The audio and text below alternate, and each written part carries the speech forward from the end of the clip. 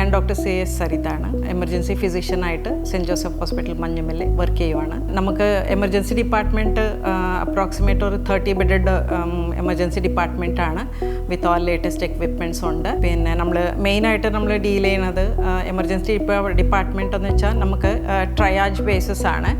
എന്ന് വെച്ചാൽ പേഷ്യൻസ് വരുന്ന ടൈം അനുസരിച്ചല്ല നമ്മൾ ട്രീറ്റ് ചെയ്യണത്.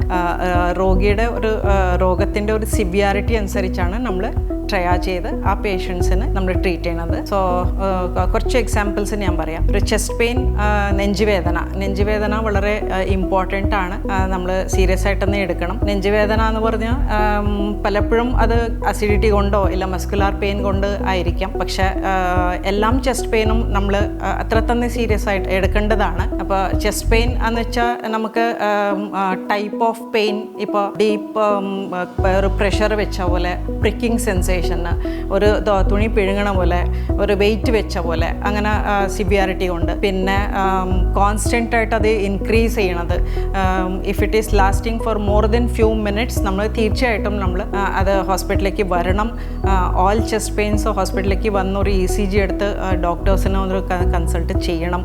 പിന്നെ അതിൻ്റെ ഒപ്പം ഒരു ഡയബറ്റീസോ ഹൈപ്പർ ടെൻഷനോ കൊളസ്ട്രോളിൻ്റെ അസുഖം ഉണ്ടെങ്കിൽ അത് ഉറപ്പായിട്ട് നമ്മൾ അത് കാര്യമായിട്ട് എടുക്കേണ്ടതാണ്. അടുത്ത എമർജൻസി എന്ന് പറയുന്നത് സ്ട്രോക്ക് ആണ്. സ്ട്രോക്ക് നമുക്ക് ബ്ലഡ് സർക്കുലേഷൻ ബ്രെയിനിന് ഇൻട്രപ്റ്റ് ചെയ്യുമ്പോഴാണ് സ്ട്രോക്ക് ഉണ്ടാകുന്നത്. അപ്പോൾ സ്ട്രോക്ക് നമുക്ക് സിംറ്റംസ് എന്ന് വെച്ചാൽ പേഷ്യൻറ്റ് പെട്ടെന്ന് ഒരു സൈഡ് വീക്ക്നെസ്, ലിംസ് ആയിക്കോട്ടെ, യൂഷ്വലി കാലും കൈ വീക്ക്നെസ്സും, പിന്നെ ഡ്രൂപ്പിംഗ് ഓഫ് ദ ഫേസ്, പിന്നെ ഒരു സിമിലാരിറ്റി ഉണ്ടാവില്ല ഫേസിൽ, ഒരു കണ്ണ് ക്ലോസ് ചെയ്യാൻ പറ്റത്തില്ല, അങ്ങനെ ഒരു ഫേസ് അസിമിട്രി വരുമ്പോൾ, പിന്നെ സംസാരിക്കാൻ ബുദ്ധിമുട്ട് വന്നേക്കാം. ചിലപ്പോൾ വേർഡ്സ് കിട്ടാതെ, ഇപ്പോൾ ഒരു ചോദിക്കണ കറക്റ്റായിട്ട് ഉത്തരം പറയില്ല പേഷ്യൻസ്. അപ്പോൾ പേരെന്താന്ന് ചോദിക്കുമ്പോൾ ഒരു കൺഫ്യൂസ്ഡ് സ്റ്റേറ്റ്, എവിടെയാണ്, ഹോസ്പിറ്റലാണോ വീട്ടിലാണോ എന്ന് ചോദിക്കുമ്പോൾ ഒരു കൺഫ്യൂഷൻ വന്നേക്കാം. അപ്പോൾ ചില പേഷ്യൻസ് ഗിഡിനെസ്, വോമിറ്റിംഗ് ഒക്കെ വരാം. അപ്പോൾ ഈ ഒരു സ്ട്രോക്ക് എന്ന് വെച്ചാൽ ഞങ്ങൾക്ക് സെറിബ്രോ വാസ്കുലർ ആക്സിഡൻറ്റ് വളരെ മെഡിക്കൽ എമർജൻസിയാണ്. ആ ഒരു ഗോൾഡൻ പീരിയഡ് മിസ് ചെയ്ത പിന്നെ നമുക്ക് റിക്കവറി ബുദ്ധിമുട്ടാണ്. അപ്പോൾ ഏർലി ഡയഗ്നോസിസും ഏർലി ട്രീറ്റ്മെൻറ്റും വളരെ ഇമ്പോർട്ടൻ്റ് ആണ്.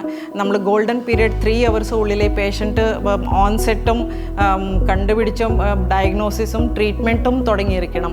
അതാണ് സ്ട്രോക്കിൻ്റെ. പിന്നെ അടുത്തത് എനിക്ക് പറയാനുള്ളത് LVF, ലെഫ്റ്റ് വെൻട്രിക്കുലർ ഫെയിലിയർ.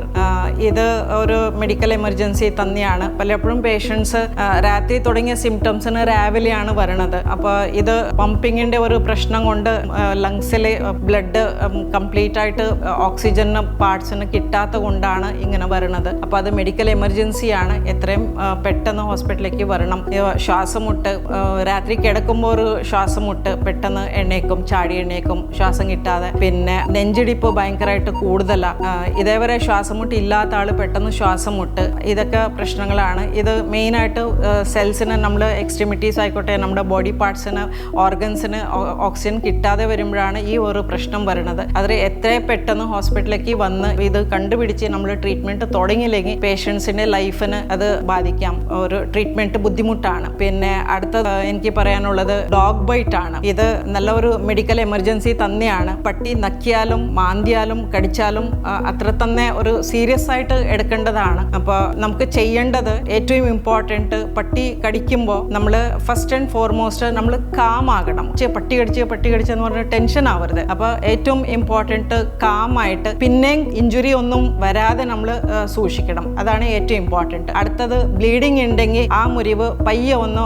നല്ല നീറ്റായിട്ടുള്ള തുണി കൊണ്ട് ആ മുറിവേൽ നമ്മൾ വെച്ച് ഒരു ബ്ലീഡിങ് ഒന്ന് മാനേജ് ചെയ്യണം. പിന്നെ എത്ര പെട്ടെന്ന് ഹോസ്പിറ്റലിലേക്ക് വരണം. ഹോസ്പിറ്റലിലേക്ക് വന്ന പിന്നെ നമുക്ക് ആൻറ്റി റേബീസ് വാക്സിൻ ഉണ്ട്.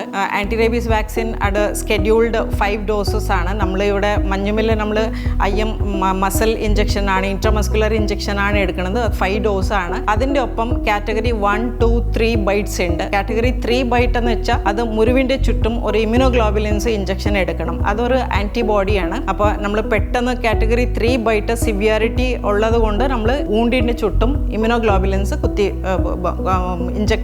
ചെയ്യണം. അതിൻ്റെ ഒപ്പം TT ഇഞ്ചക്ഷൻ എടുക്കണം. പിന്നെ മുറിവത്ര ഡീപ്പാണെങ്കിൽ ആൻറ്റിബയോട്ടിക് ആൻറ്റിബയോട്ടിക്സ് കൊടുക്കണം. ഇതാണ് റേബീസിന് പറ്റി സംസാരിക്കണം. പിന്നെ റേബീസ് ഒരു ഫേറ്റൽ ഡിസീസാണ്. ഒരു പ്രാവശ്യം സിംറ്റംസ് വന്ന പിന്നെ നമുക്ക് പേഷ്യൻറ്റിനെ രക്ഷപ്പെടുത്താൻ പറ്റത്തില്ല. അപ്പോൾ ഇത് 100% നമുക്ക് പ്രിവെൻറ്റബിൾ ഡിസീസാണ്. അതുകൊണ്ട് ഇത് വെരി സീരിയസ് ആയിട്ട് തന്നെ എടുക്കേണ്ടതാണ്. പിന്നെ നെക്സ്റ്റ് നമുക്ക് ഇഞ്ചുറി, മൾട്ടി ട്രോമ ഇഞ്ചുറി പേഷ്യൻസും, റോഡ് ട്രാഫിക് ആക്സിഡൻറ്റ് ആയിക്കോട്ടെ, ബേൺസ് ആയിക്കോട്ടെ, പൊക്കത്തിന് വീണും, history of fall from height, തെങ്ങിൻ്റെ മുകളിൽ വീഴാം, മരത്തിൻ്റെ മുകളിൽ വീണാം, പിന്നെ ജോലി സ്ഥലത്ത് സ്ട്രെസ് വർക്ക് നടന്നുകൊണ്ടിരിക്കുമ്പോൾ താഴേക്ക് വീണ, അതെല്ലാം ഇഞ്ചുറീസ് ആണ്. ബേൺസ് അതുപോലെ, പിന്നെ സ്നേക്ക് ബൈറ്റ്, ഇതെല്ലാം എമർജൻസീസ് ആണ്. അപ്പോൾ എമർജൻസി ഡിപ്പാർട്ട്മെൻറ്റിൽ നമ്മൾ കൈകാര്യം ചെയ്യുന്നതാണ്. അപ്പോൾ എല്ലാം ഈ പറഞ്ഞ ഒരു ഫെസിലിറ്റീസ് നമുക്ക് ഹോസ്പിറ്റലിലുണ്ട്. അപ്പോൾ നമുക്ക് എല്ലാ ഡിപ്പാർട്ട്മെൻറ്റ്സും നമുക്ക് കൺസൾട്ടൻസ് ഉണ്ട്, ഓൺ കോൾ ഉണ്ട്, 24/7 നമുക്ക് എല്ലാ കൺസൾട്ടൻസും എല്ലാ ഡിപ്പാർട്ട്മെൻറ്റ്സും മെജോറിറ്റി നമുക്ക് അവൈലബിൾ ആണ്. അപ്പോൾ